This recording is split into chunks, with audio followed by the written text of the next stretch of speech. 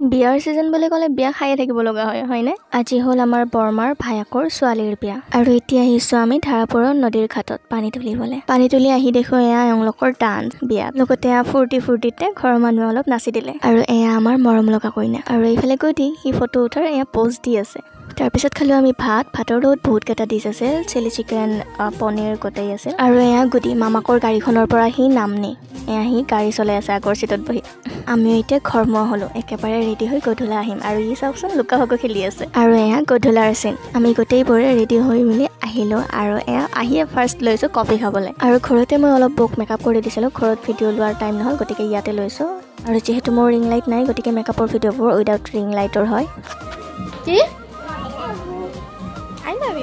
আইও মোৰ চুনুমুনুটো love you two গুডি। আৰু এয়া মই কেনে লাগিছে বাৰু? কিছু দেৰিৰ পিছত আকৌ কফি আৰু জিলাপিৰ লগতে ফুলাৰি খাই আমি বাৰান্দাত বহি কথা পাতি আছোঁ বহুতৰ লগত। এনেতে আহি পালে নহয় বিহু চাই এপাক পিছত আমি নাচিবলৈও গৈছিলোঁ, কিন্তু ভিডিঅ' কৰা নহ'ল।